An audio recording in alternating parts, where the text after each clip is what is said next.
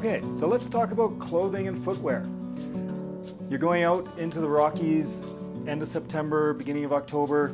The weather could do pretty much anything. So check the forecast before you go, but expect the unexpected.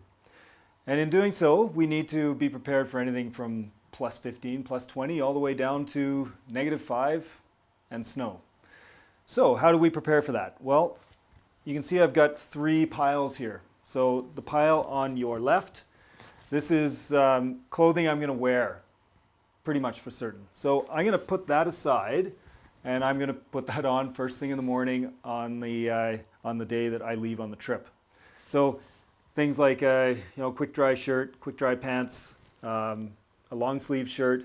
I've got a hat, keep the sun off, that sort of thing. Socks.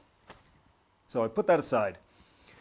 The pile in the middle here, this is my extra clothing. So this is dry clothing that will be put into a stuff sack that's kept inside my pack, and I take out if the clothing I'm wearing gets wet, or before I go to bed if I want dry clothing to wear in my sleeping bag.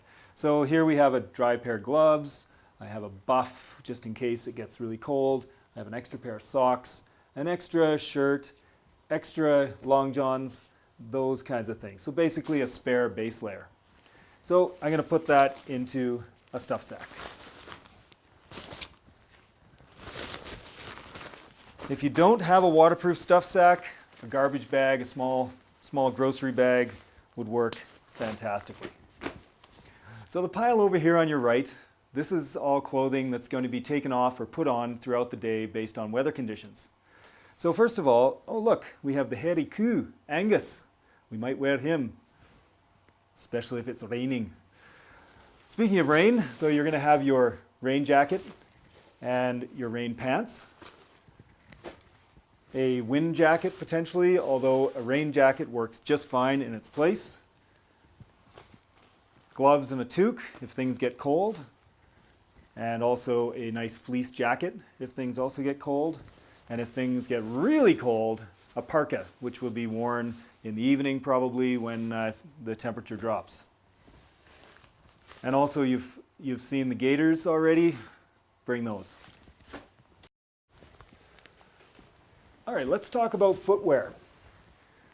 So a nice pair of hiking boots would certainly be ideal, which can be rented if you don't have them from Mountain Equipment Co-op and other places like the Outdoor Center at UFC. But if you don't have them, a light pair of approach shoes or a good trail running shoe would work reasonably well for the purposes of this trip. You want to avoid things like flip-flops, of course, light street shoes, big heavy winter boots, that sort of thing. Okay, so now you know exactly what's going into your pack. Let's now look at how you put it in your pack and how you carry your pack once it's in there.